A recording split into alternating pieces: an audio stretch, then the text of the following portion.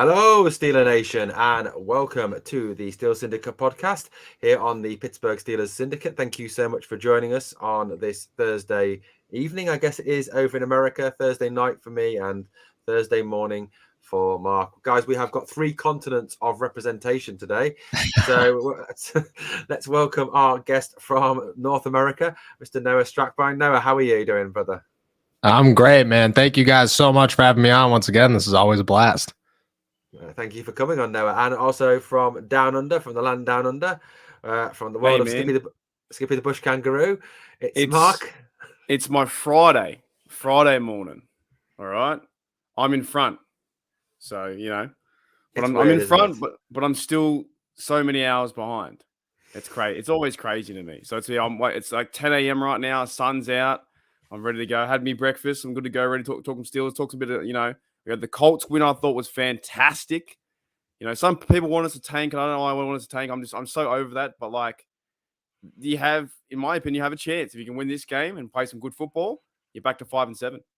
Let's finish with a bang. Absolutely. And we're joined by a few people in the live chat as well to start off with. Some usuals. Daredevil is there. Claude Bishop is there. George Testin as well. Hey guys. And some dude called Steelers Nation Australia. Never heard of him.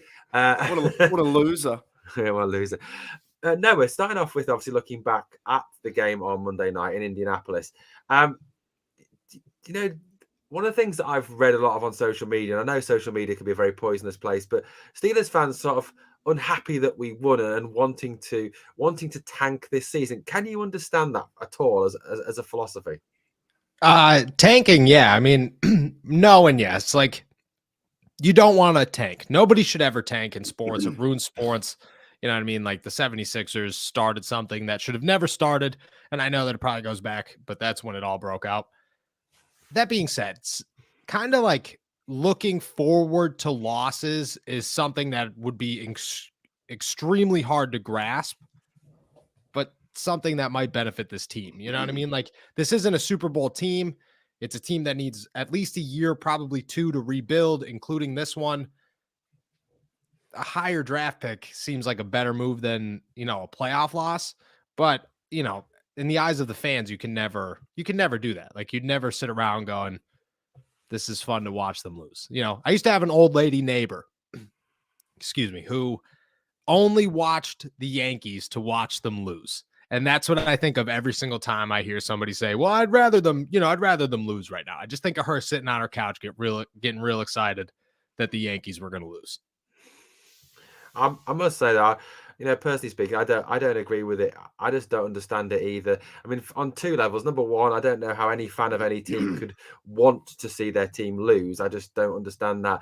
And the second thing is that I think as an organization and also the players that we've got as well, the damage that it can do long term to them in terms of confidence, in terms of, where they are, and also the fact that we have players like Kazee, like Redmonds, like Ogunjobi, who were on 1-year contracts, who are not going to just lay down and die because they're playing for their futures, aren't they? I think. Mark, I mean, what's your take on the whole tanking debate? I don't agree with it too at all, because I think, like, you and I have talked about it as well, because we I live in Australia, you're in England. It's a bit different in our codes, where if our teams start to lose, their coaches get fired that season. They're done. They're pretty much, if you have a bad season or bad season and a half, they're out of it, right?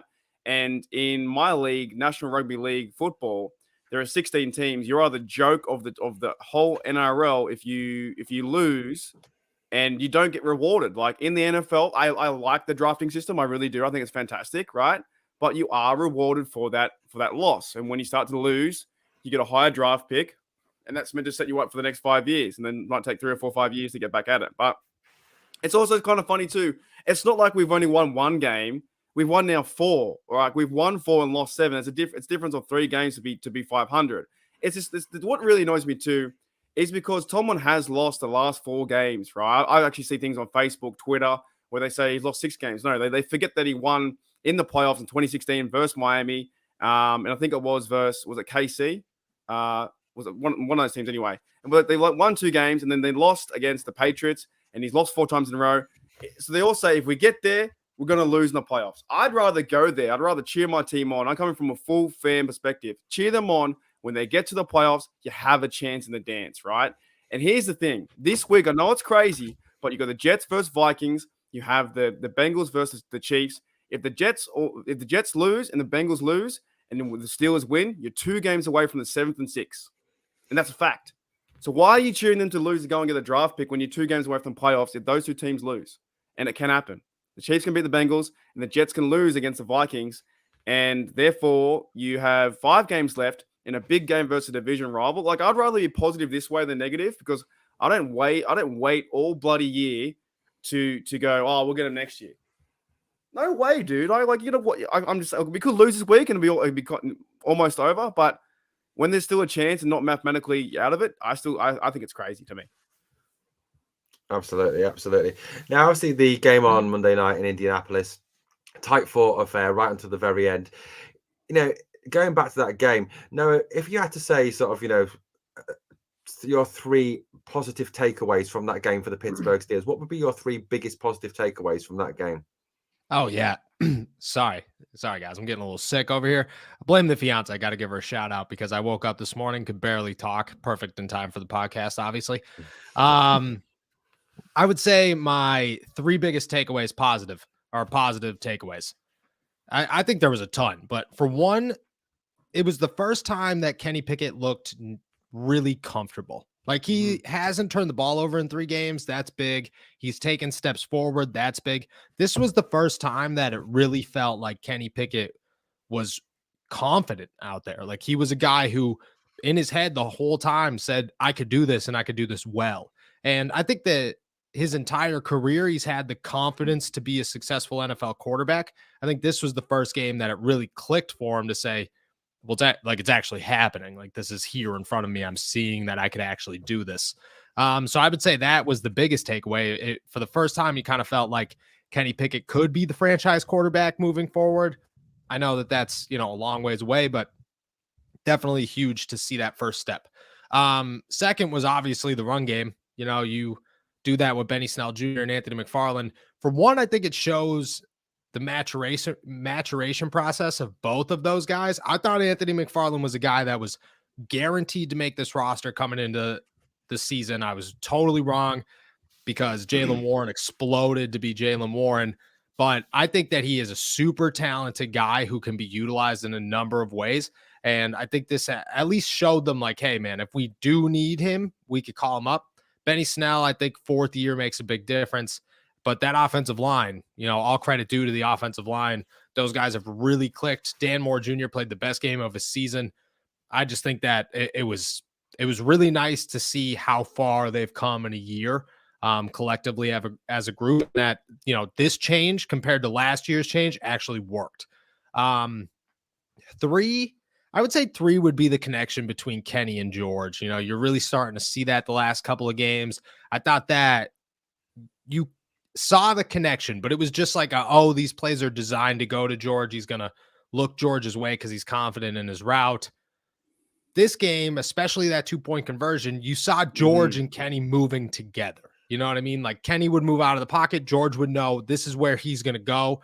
A little bit of AB and Ben for the first time, in their career. And I know it was a small sample size, but definitely huge for the future of those 2.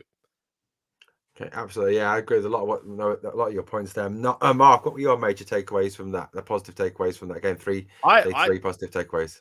I agree too. I like the way how Kenny played that game. I thought that was his best game, even though he's not throwing touchdowns. And a lot of the Twitter universe and a lot of fans are like, what you beat a bad team and all this kind of crap. But it's like, you got to play the team in front of you. You know what I'm saying? Like, there's 31 other teams there that are in the NFL. You play them. You play to win the game. I thought Kenny played really well.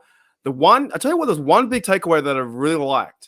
And I've been on Matt Canada on this offense for a while, and maybe Matt Canada's starting to warm up, or maybe the plays are executing now. I really like that quarterback draw. Do you guys remember that quarterback draw? That surprised the absolute heck out of me. And it was a play that I thought it was 2nd and 12, I think. Then he got down to 3rd and 2. And he went right back, and the whole thing opened up. And it's like the defense didn't even know was it even going to happen. So that to me was really like that was another part of his game I like seeing. It wasn't, it was more the design run. And they said, you know what, in this situation, they're not going to expect this at all. And that was awesome to see. The Pickens catch too, even like to go on that point, to see Pickens in the end zone, but like sit where he needed to sit as well, like, you know, that kind of football move. I'm like, okay, I know where the back of the end zone is. I know where my quarterback is. I'm going to sit here, be wary of the sideline, sit down like you're in, you know, kindergarten and cross your legs and you hold the football. That was awesome to see. A lot of stuff on the offense I thought was fantastic, you know, to be positive in how it's starting to feel like this is kind of like Kenny's team, and every week by week he's getting better in certain phases. Even the football pass to Pickens on the sideline, you know, or connecting with Frymouth, you know. I'm sure he's missing certain footballs here and there, and not getting big TDs. And yeah, the running game was fantastic. There's one of the first times in this half, and I know it kind of fell apart in the third quarter. It was one of the games I was like, it was really fun to watch Benny Snell and McFarland like run the football. Like that was awesome to see. And Benny Snell's been given a lot of flack, and maybe he was tired on teams, but you know, if he's a fourth year guy, maybe you're meant to do that, right? You're meant to go in there, fill in the shoes, and get 4 yards, 5 yards of carry. This team had something going on, and that's why I think overall those are the positives. They were awesome. Mm-hmm. In terms of obviously the big positive, Benny Snell was a big positive, because I know that I've heard, you know, I've written Benny Snell off on numerous occasions, and I know Noah, you've preferred Anthony McFarland to Benny Snell after listening to you on All Steelers Talk when you actually spoke about McFarland. I think it was on one of your early morning cup of Steelers or something. I think it was on there. You spoke about him. Do you think this represents a change in Benny Snell, a real breakthrough by Snell, or is this just a one? Or is it too early to say this after only one game? No, what do you think? I don't know if it's. I would say.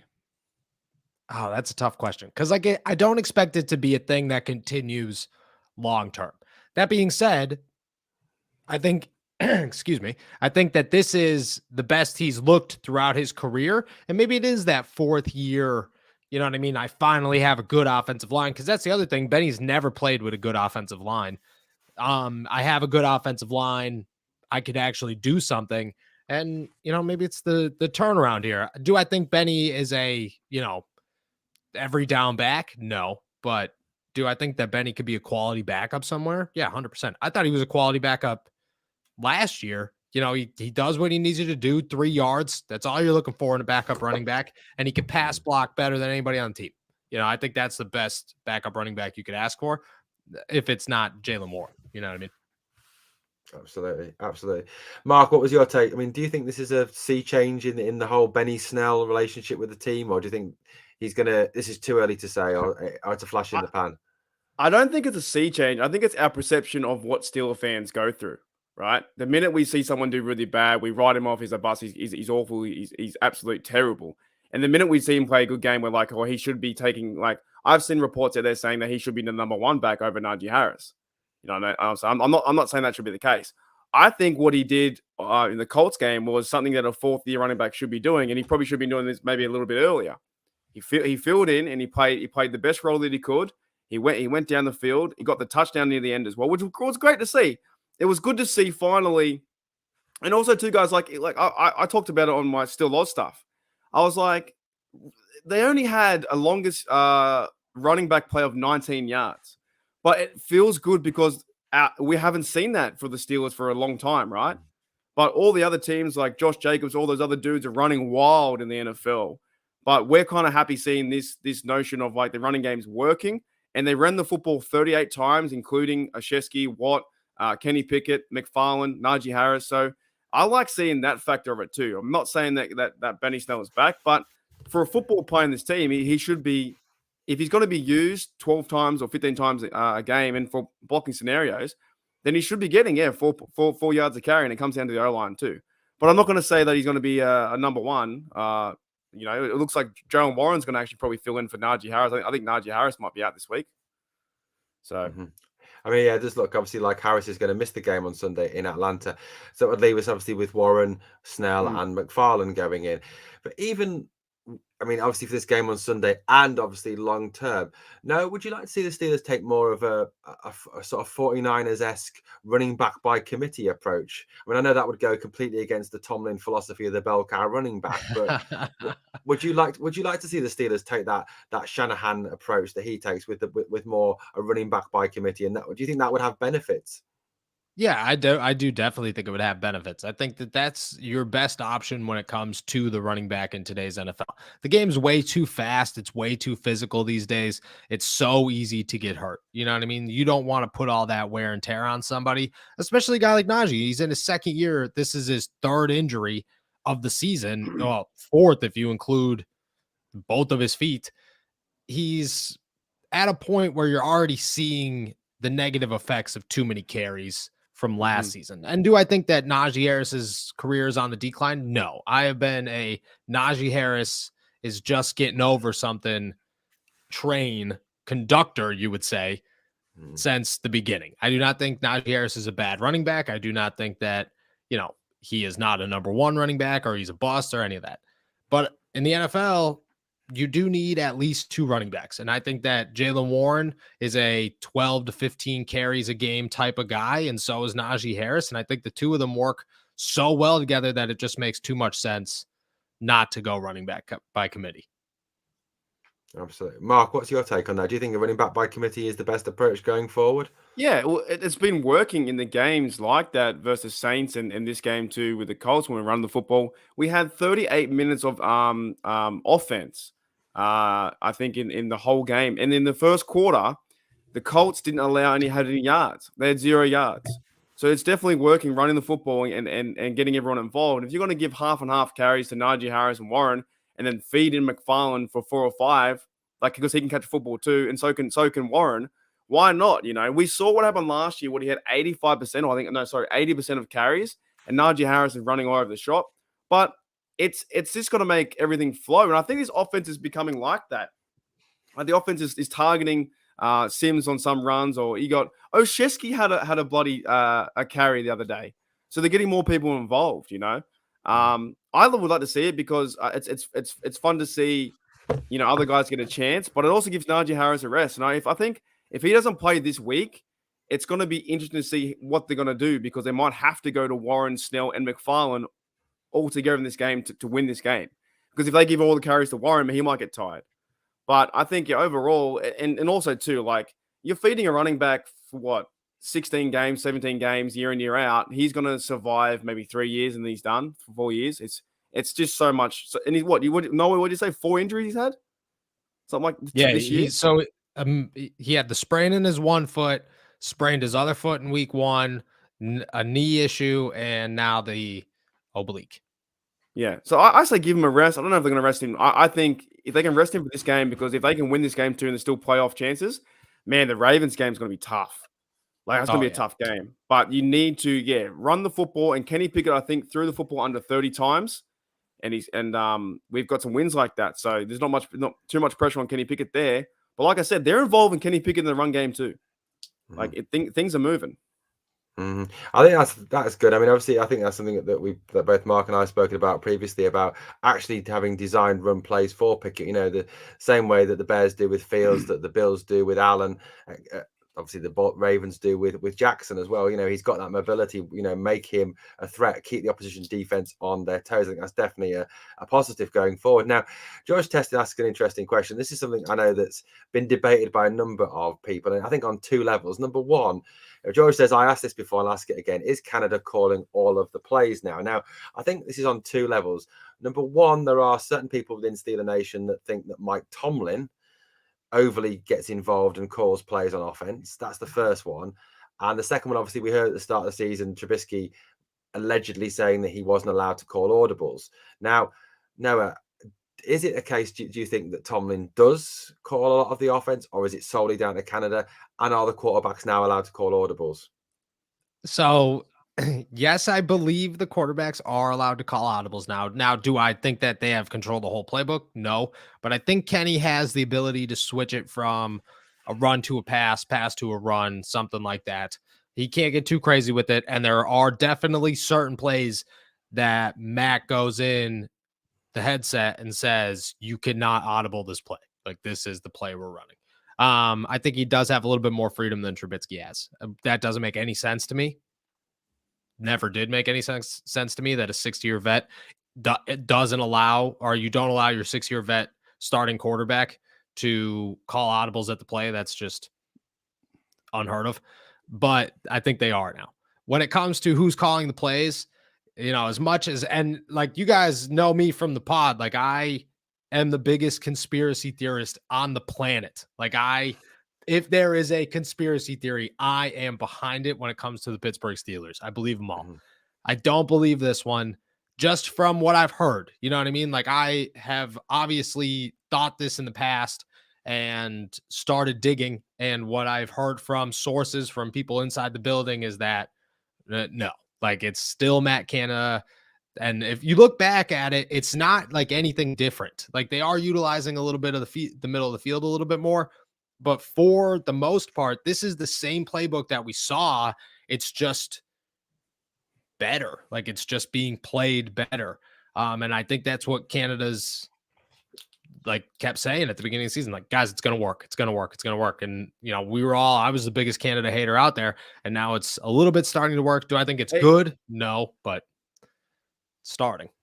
No, man. Next time you go into the locker room and stuff, can you just go knock on Canada's door and say, "Do not throw to Gentry in the shovel pass ever again"? Like, what is the overall purpose doing a shovel pass on the 50-yard line to a guy that is probably one of the slowest guys maybe on the offense because he's a massive dude? What's the purpose? I don't understand that. That is so. I have no idea. What I could tell you is that as much as we're going to complain about it, if we're smart, we will all hammer the Zach Gentry over on half of a catch every single game this season because it is almost guaranteed to hit. It is almost guaranteed to hit. Well, he catches it, and then look, of course, the defense is going to be there too. They're figuring out the play, but I'm like, I don't understand the concept of what it's trying to get you, what yards or set up for the next play. If it's a 1st and 10, you're going to do a shovel pass to Gentry or screen, and he's the slowest.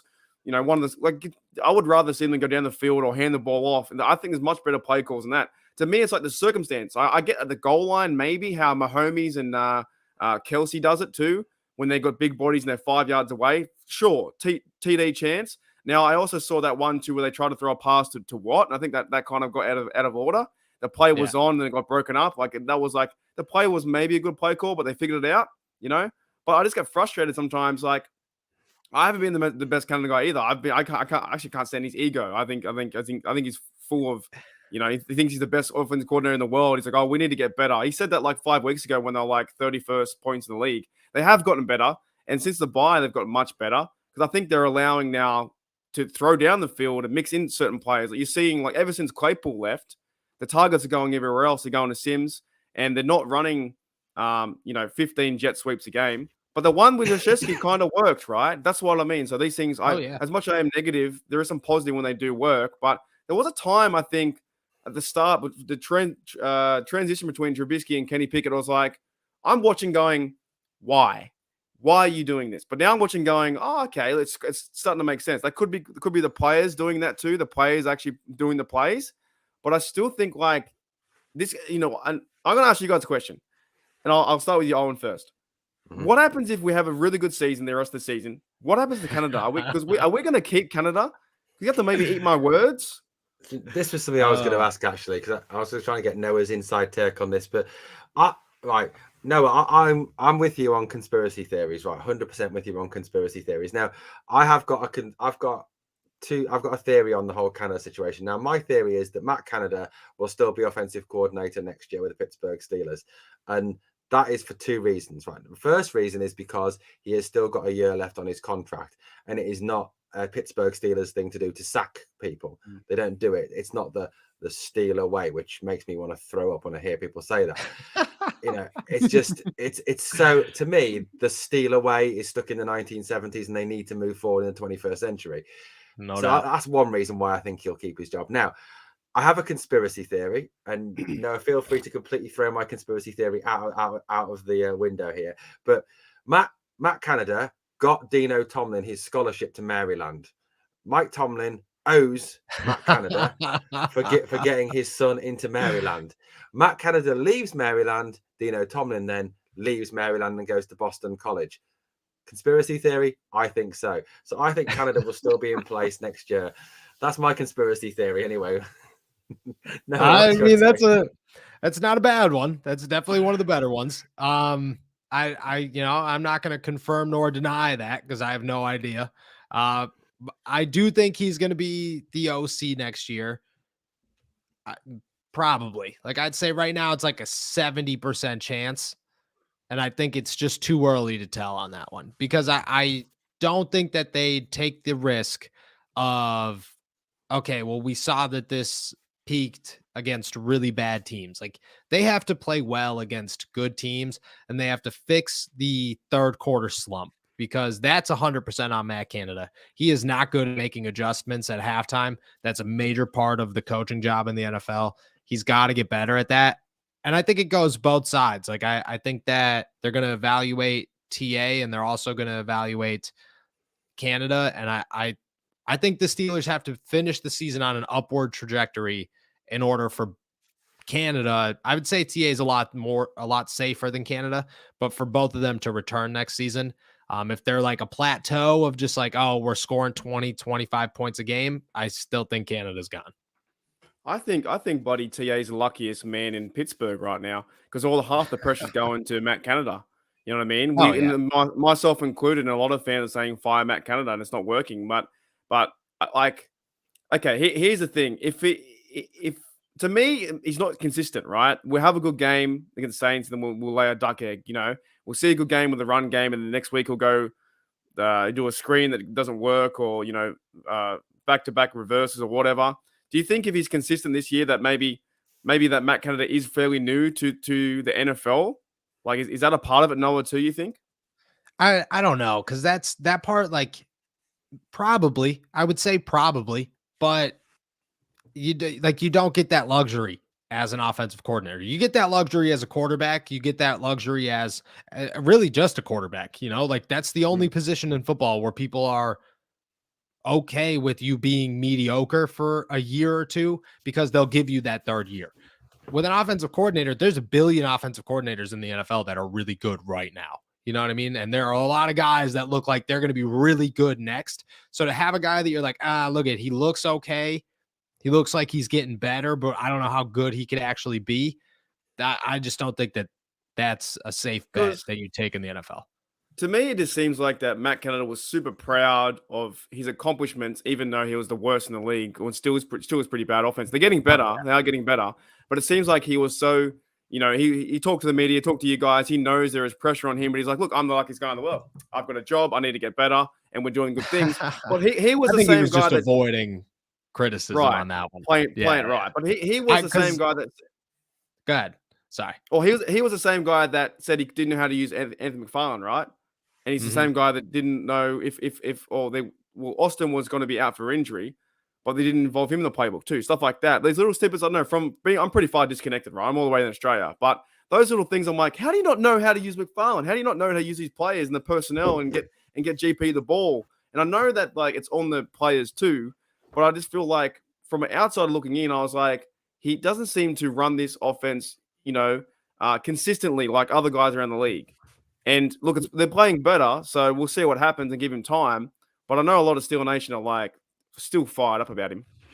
So the thing is he, I don't know if he's just trying too hard or what, but you watch, like if you really dive deep into the film here, what you see is when they keep it simple, it works. And when they try to run the Matt Canada offense, it doesn't work. And I think that's because he doesn't know how to see where pieces should move and how they should move. You know what I mean? When he runs just like a basic, there's not a bunch of crazy stuff happening, no useless motions type stuff. It works. But when he's shifting two tight ends over, that, right? Yeah. Yeah, when he's shifting two guys over, it doesn't work. You talked about that with us in the offseason, said when you're down there on the field, you saw that was useless motion, was like, why are they moving these players? Yeah. And we've kind of seen that for a few years, and people are saying give him time for the next 2 years. But I'm like, if you're an offensive, like you said it then, if you're an offensive coordinator, you're meant to be the best of the best, right? And right now you have all this personnel. Sure, you have a young team, but still at the same time, with young fellas, they're so moldable. And Kenny Pickett's so moldable where you need to play to his best strengths. I just find like some people are saying, well, these players aren't fitting his system. I see the opposite. I think if you're the offensive coordinator, you're the coach, you're the big boss, you need to help your players out and put them in the best chance to win. Not say, I need my guys. It's a selfish excuse to say, I need my guys here. That's just my opinion anyway. No, I agree with that one. It's your job to form an offense for your guys, It's not the other way around.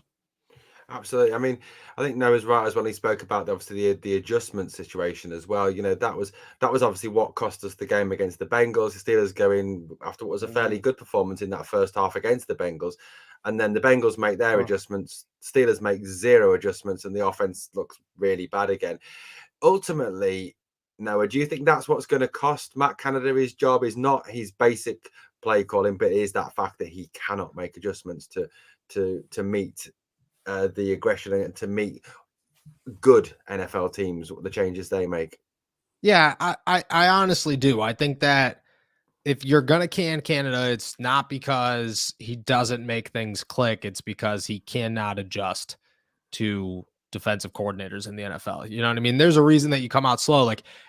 So it's one thing. It's been years. The craziest part about the Pittsburgh Steelers that I do not like, I just think gets totally forgotten because we're so locked in on this season is for the last 5 years, every single week, we would talk about how slow the Pittsburgh Steelers started football games.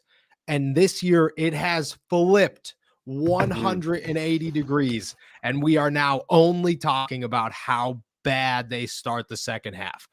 It went from an offensive coordinator who couldn't design the plays for the offense, and then they were fixed by a quarterback who was really good at making the adjustments needed, to an offensive coordinator who is good at starting games and can get you rolling. But once the defense says, okay, this is what they're going to do, he has no idea what he's doing. And so why do you think that we have started better? Because those you're talking about is when Big Ben was there, and you kind of knew that every Steeler fan knows when you get the ball the first half, you might as well give it back to him.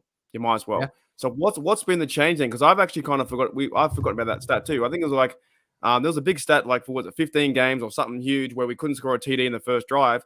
Why has that changed this year in the first half where we do have a fresher start? We are getting an actual first down.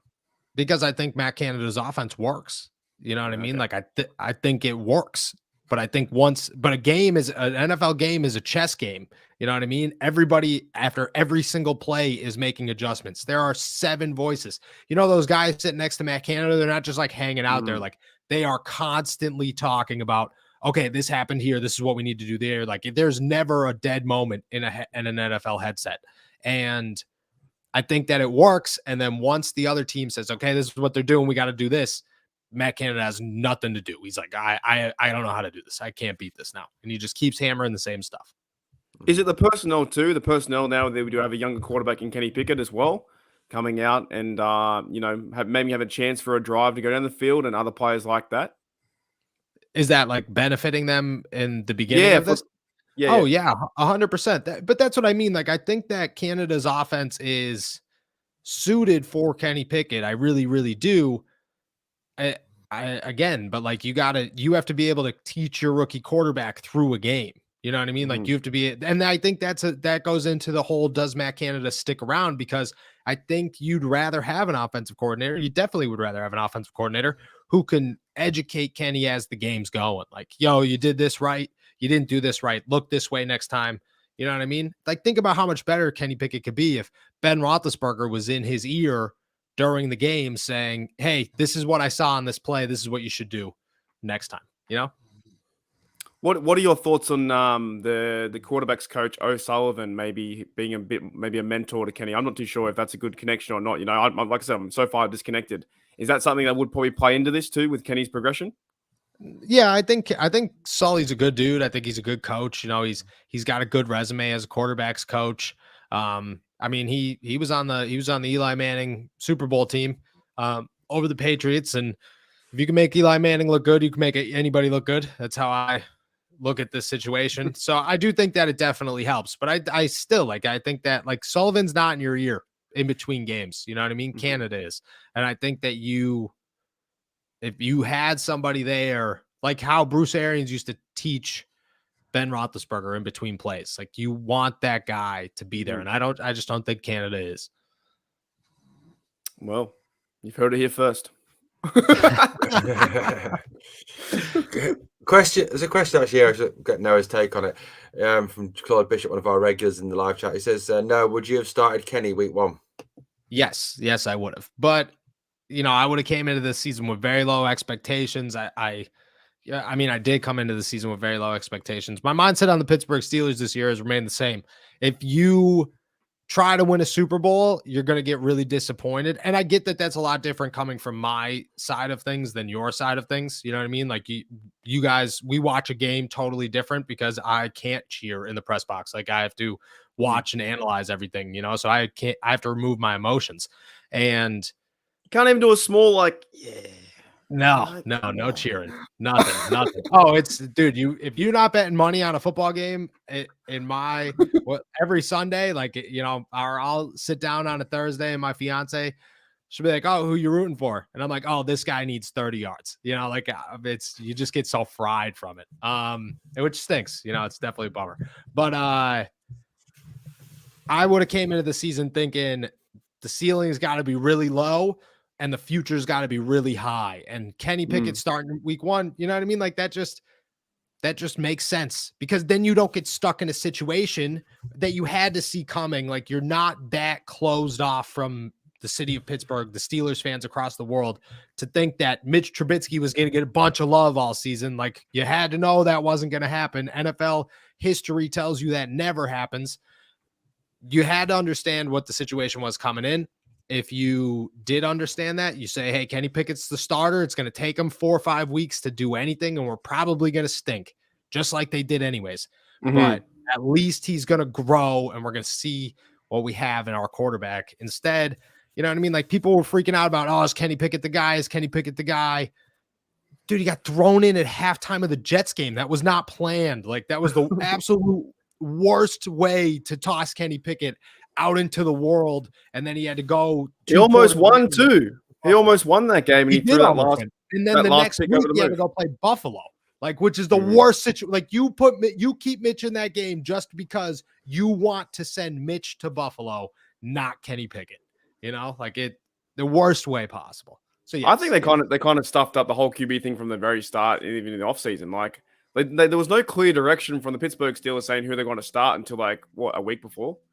No, I mean, I knew the whole time, and everybody else knew the whole time that Mitch was going to be the guy. But I think it's, if we're being honest, I think that's the NFL's fault. Like I have never been a proponent of free agency should come before the draft. I think it should be the other way around, because then you give guys like Mitch Trubisky a chance to sign with the team that he actually has an opportunity for.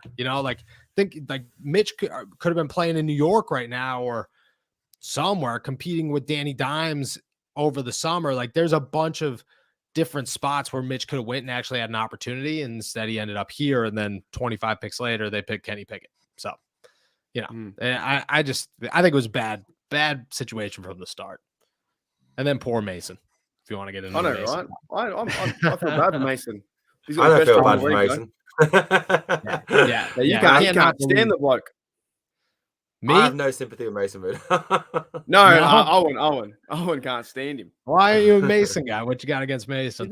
He's a good looking fella. That's why. He's a good looking fella. He's sitting on the bench making money, free games. I just sit there and watch the games. I just don't think he's a very good quarterback, if I'm being honest with you. Yeah, he's a solid backup, but he's not a starter. That's all he is. He's a solid backup, and I think of starting him would have been a disaster. I don't think you would have had any better results with Mason as a starter.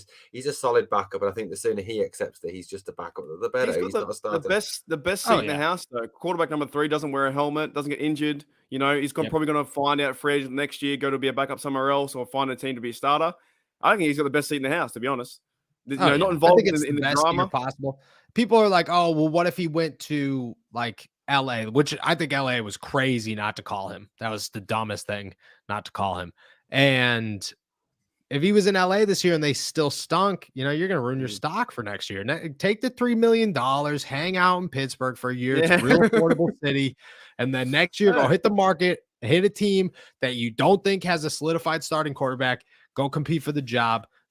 See what happens, Thing is, you can't get injured. You can't put out bad tape for this year. You know what I mean? It's like just a nice default $3 million on the bench, free games. He gets to see Steelers versus Ravens. Like next week's gonna be an amazing game. He gets front row seats. He's fine. Yep. Yeah. He's having a great time. He's having a great time. He's still young. He's still fine. He can turn into a franchise quarterback any day, you know? Well, you never know. You never know. What team do you think he'd go to next year if he does go to a team? Oh, I don't know. That's tough. That's a tough call. I could see LA being one of them. I think Mason's a big LA boy, you know what I mean? Seems to fit perfect down there. I'd have to really sit down and think. The Jets, maybe. I think the Jets could be an option to go compete down there. Yeah, because they're going to have to move on from Zach White. There's no way they could keep him around like that.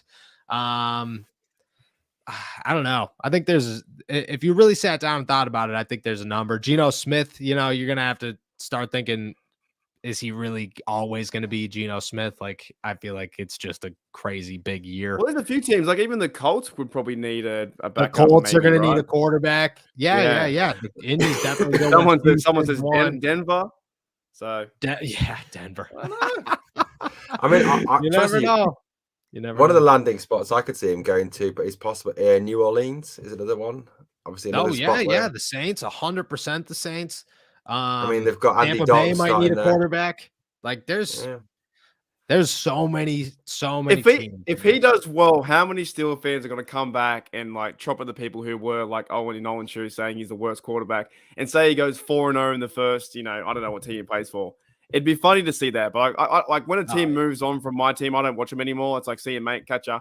I wish you liked you. A bit like Mike Hilton, right? I don't follow Mike Hilton, but when he was a Steeler, I thought he was a great Steeler. I thought he was a great piece for our defense. But like, I do wish that Rudolph got a bit of a bad go.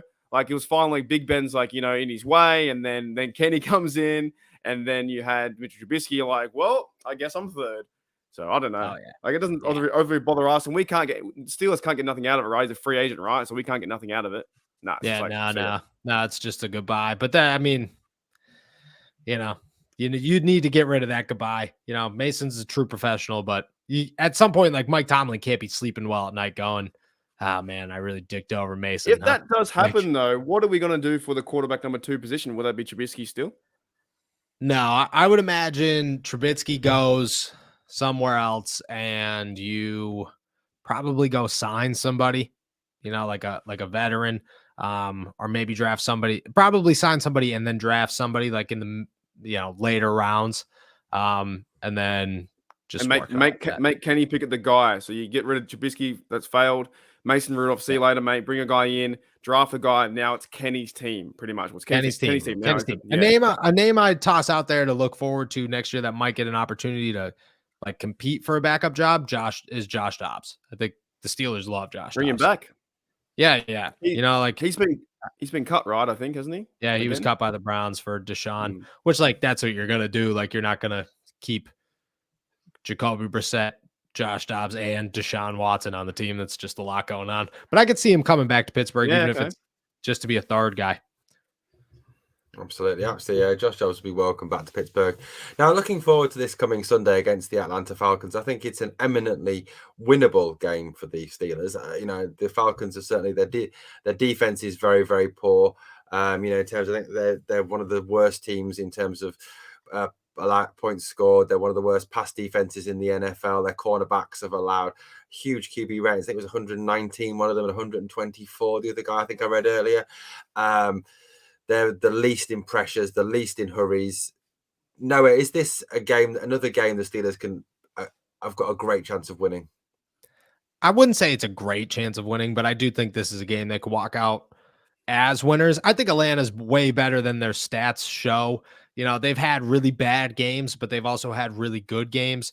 And at any moment, a guy like Cordell Patterson could go off. Like, that guy's just a freak of nature.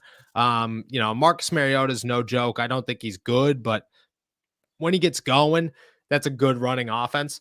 The Steelers have gotten a lot better against the run, which is good, but I don't think you could overlook the Atlanta Falcons. I just think that it's a game that could continue the momentum, and I think the Steelers have a good shot to win, but I would stress not taking it lightly. Mark, what's your take? Is this a winnable game for the Steelers on Sunday? I think it is, and this is the game where the Steelers have to back it up, right? So every time we've got to win, we've got to lose straight after. And this will probably effectively, not mathematically, end our playoff hopes, but This is the game they have to win to keep that chance higher and higher. But to go into Atlanta, yeah, like you said, Marcus Mariota isn't the best quarterback, but he's still a veteran guy. Where did he play before? We versed him in the playoffs, right? I want to think of someone else. Where did Marcus Mariota play? I think that's Blake Bortles you're thinking of. Where did he play before? He played for Tennessee Titans and then he was drafted by the Titans, then he went to the Raiders. Yeah, that's right. Okay, yeah. So I think they have a chance because we still have their defense is getting better too. I think TJ's in there, and we'll see what can happen with Minka and those dudes, and like Terrell's playing a fantastic year. It really depends. In the key notion is after every single win, I've always said, can they back it up? And this team doesn't know how to win this year and back it up. Right? They get pumped up for a game. And they can beat the Monday Night Football, Tomlin's record on Monday Night Football is 19-3, fantastic. But can they back it up? And do they want to go on a run, basically? That's going to be... And I'm keen to see, like, now this running game, too, with offensive coordinator. Fantastic play calling, fantastic play execution, but can you back that up as well? Because no Najee Harris, man. So even though he's been playing poor, too, here's Warren's time to shine, here's McFarland's time to shine. Snell, will he play reps again? If they can do that, I think they have a good chance to win. I don't think it's going to be that easy, but you know what? Matthew Wright, too, our kicker. There's no Boswell, but he's slotted, 52 yards? And now we see Kenny in the dome again. So this game is like one of the ones where I think Kenny can hopefully turn the corner yet again and get better with his players. Hopefully. No, on Sunday, we obviously saw, so Monday night we saw steps forward by Kenny again. What do you want to see from Kenny this week, this Sunday, that's showing that he's continuing to make that progress? What are the key things that, as fans, that we need to be looking for from Kenny this Sunday to show that he's made more progress? I think it's just more of the same. Like if he has the same game that he had against the Colts on Sunday, I think that's exactly what you should be looking for. Like that's what shows like, okay, look at, like, it wasn't a fluke. He really did look that comfortable. At no point should the expectations for Kenny this season be like, oh, he throws 400 yards and 2 touchdowns. Like, I just think that's too high. Most rookie quarterbacks are really bad. Like you just you gotta look for small baby steps. And if you are not turning the football over and you're putting your team in the position to win, and maybe even coming up with a clutch 2-point conversion to like actually win the game, huge. That's a guy that you could say, okay, look at this guy. He's got something. He's not Josh Allen yet, but he's definitely got something. So I think that's what you're looking for. Mark, what do you think? What do you want to see from Kenny this Sunday? Yeah, a bit more of the same, really. I think he's been pretty good in his decision making. Someone said there, Gene Smith said there. Obviously, no interceptions at the moment. I think they're calling some good plays for him to get the football down the field. Can Kenny, maybe get a passing touchdown? Can he link up with DJ or GP or, red zone wise? Can they feed the football to Freiermuth? Just those things. Just like, I think he's gotten better every single game. And even last week, he actually shows what I like about him too so far. I know he's a rookie, but he shows quite a confidence in the pocket and quite a confidence in the huddle too, getting the fellas together. And the players are starting to rally behind him. Like you said, that GP work back for the football. That stuff we haven't seen for a long time from our players. I often thought that Claypool and DJ would give up on routes and they wouldn't really come back to football. So that's good to see. I think they're building something there. I think the O-line's starting to get, a bit better here and there. Sure, you can miss tackles on Dan Moore and stuff like that. But that's football. But I think overall, can he get that? It's a tough match, but can he get that victory over them to go back to back? And we don't want to go wishy-washy again. And if it goes really bad and then we lose and then it's back to fire cannon, it's back to he's a bust, Keep the noise out, go and play football, and just go and do it. Like, just go and win games. And that's what I see from Kenny. I think he's been playing really well. I know it hasn't, like, the stats aren't great. Is he 3-8 or something? 3 TDs, 8 interceptions? Something like that.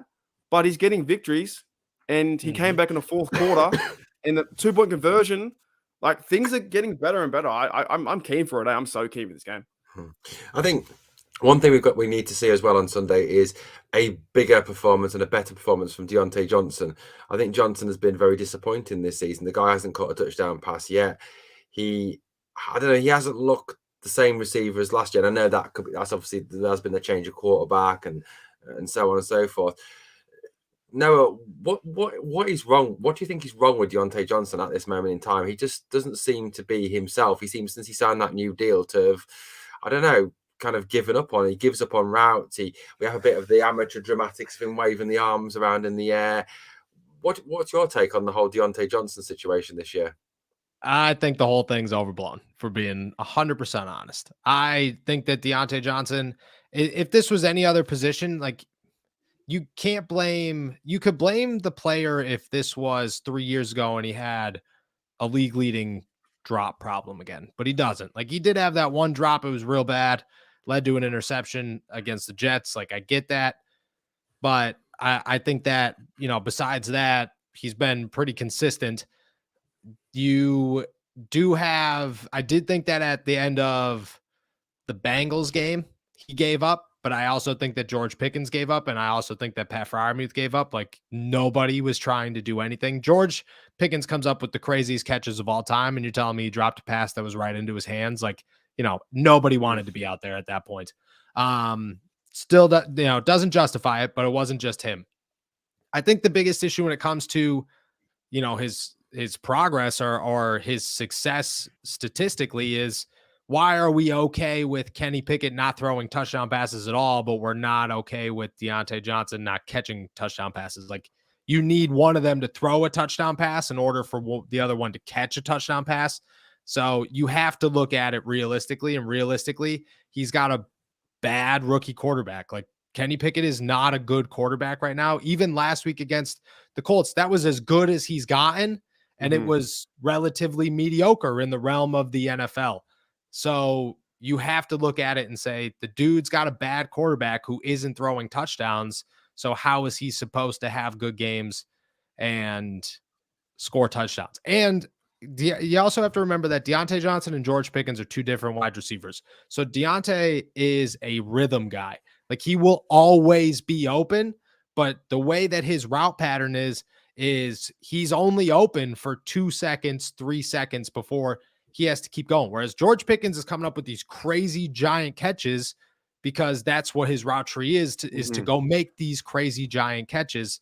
And Kenny doesn't have the rhythm yet with Deontay. That'll come, but Kenny's got to get way more confident with himself first. What are your thoughts on DJ, going east and west most of the time and not going north in some of those plays? Yeah, that or one's even going bad. backwards. That one I will give you. That one's bad. But I'm going to say it's the same thing as Najee. Like, I think that Deontay hears, like, these guys hear the pressure. So think about it. If everybody in the world was telling you on Twitter and on social media and in the news and on YouTube and anytime you opened your phone that you suck because you're not catching touchdown passes and you don't have 75, 80 yards a game consistently, what would you try to do? You would try to score touchdowns and get 80 to 100 yards a game, no matter what it took. And in Deontay Johnson's eyes, he's just trying to make huge plays. Those plays are coming back to bite him in the butt. Whereas if he just played football, which was Najee Harris's problem at the beginning of this too, he was trying to do way too much. Then he slowed it down and just started playing football. He's having good games. If Deontay Johnson, somebody told him, hey man, just play football, stop listening to everybody, he'd probably have, 50 yards and wouldn't mess up on those plays. Maybe he's lost a step though, because it used to work in his rookie year and stuff like that. But going east to west, and then I found the one was really funny. I've never seen it before.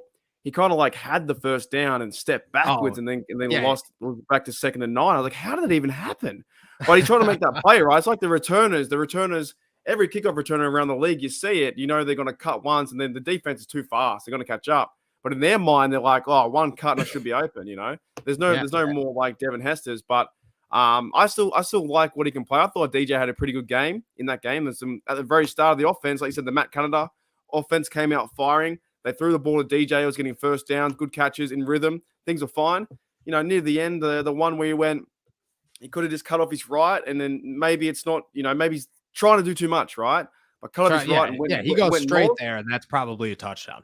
Yeah, but he's trying to get around the edge, and the defenses are too fast. These players and the defense have been playing for ages. I still got a bit of faith in him. I still think he can, because there are games where you saw him with Big Ben. It was fantastic. You're like, whoa, how does that happen? Yeah.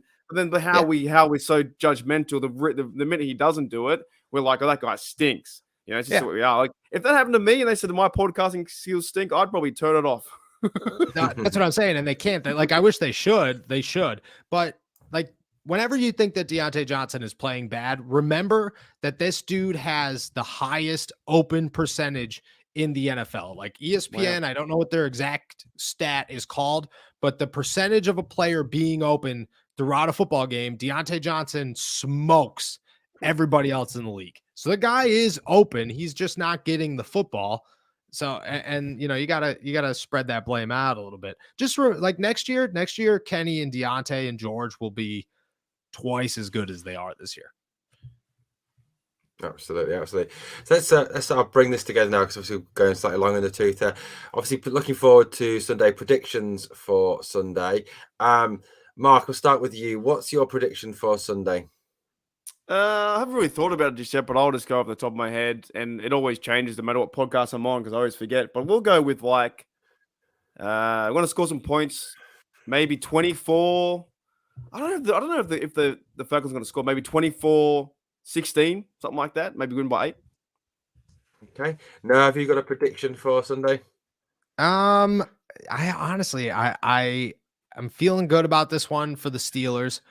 I would say, but you got to keep it realistic. I think 24 is a good one. I'd go 24-13. I think the defense is able to shut down Atlanta's offense. I think this is a good one. This is a momentum building. TJ comeback game. You think TJ or Marcus Mariota game? Maybe. I was surprised at how quiet he was, but yeah, maybe. He'll get there. Oh yeah. I think I'm going for 20 points. 2017 Steelers, tight game, but 2017 Steelers. I think. Todd Sulkowski in the live chat goes for 27-13 Steelers. That'd be good. Settle for that. 27 points would be good. Yeah, it would. Claude Bishop 27-17 Steelers. Gene Smith's not coming to a score, but he's saying the Berg by 3 in overtime. Oh no, I don't like overtime. That's another heart attack game. I'm going to watch it at 5 a.m. 25-17 says George. Yeah, I don't mind overtime in the 1 p.m. kickoffs, but when it's prime time, it does slightly interfere with things over here. Oh, because you're awake till like 5. You're awake till 5 a.m. in that case. Yes, that is. Yeah. What time is kickoff over there for you guys at an 8 o'clock game? 1 o'clock? So it's about 1 a.m. 1:20 in the morning. So what game was it at the start? What game was it at the start of the year? I can't remember now. Was it the Browns game, Mark, or there was one game Browns game. You stayed awake to the post game at till 5 a.m. Yeah, I think I went to bed at finally about 5:45 in the morning here. And I'm the opposite, Noah, mate. So this 1 p.m. game is my 5 a.m. wake up, but at the very start of the season, my 1 p.m. games are 3 a.m. But so when Owen has the prime time, it's his later version. My prime times are great, man. Prime time, like Christmas Day is gonna be fantastic. Steelers versus Raiders, Christmas Day. Hopefully, it means some meaningful football stuff because it's going to be 12 p.m. sinking beverages, watching my Steelers.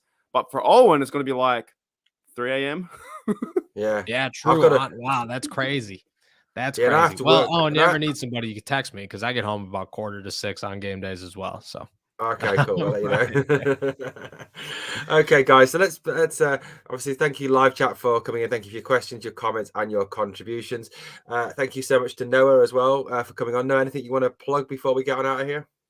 No, I just check me out on YouTube, All Steelers Talk, and then all my work's on allsteelers.com. And we're keeping up with this Antonio Brown drama, so check it out. Jesus Louises. Yeah, apparently he's still, according to the rumors going out on Twitter, he's still in a standoff with the police. He's still in the house. So right now he's in a standoff. They haven't got in there. No, they haven't got in there yet. He's still. No, they're worried because he's allegedly got guns. So this is like a big story, isn't it? Yeah, this is crazy. Yeah, this is pretty scary. This is life stuff, man. This is crazy. Yeah, definitely scary stuff. But yeah, I was going to echo what Noah said. Yeah, check out All Steelers Talk. I love listening to All Steelers Talk. Lots of good stuff on there. It's got Noah's morning. What is it you call it, Noah? I don't get it wrong. Steelers to go episodes. Your daily to go cup of Pittsburgh Steelers news and analysis. Yeah, absolutely. 007, you've got zero chance of that happening, buddy. No chance of that. 007 knows what you're talking about. Yeah, and just one thing, right, for me before we go, guys. It's not called soccer; it's called football. End of. What do they call it in Australia? Is it football or soccer in Australia? We call it soccer because we have a football code as well. So we have like rugby league football. But That's we 2 call to it 1 soccer. there, Owen. That's 2 to Yeah, 1. we have to call it soccer for that reason, though. Australia's in it too, but I think we've won 2 games, but I think we'll get dusted. Although a lot of the players are all over the world anyway, man. It's like they're not just full like Australian ball; they're all over the shop. It's not the way it used to be. Okay, guys, thank you for watching. Thank you to Noah. Mark, thank you as well, and congratulations to Mark this week, obviously, who has got to 1,000 subs on Steelers Nation Australia as well. So well done, Mark. Very lucky. Done a good job, man. So hope that he gets his AdSense sorted out soon. Okay, guys, thank you for watching. Mark, are you going to see us out? Because I've got a bit of a sore throat coming, so I can't shout. Here we go, Steelers. Here we go.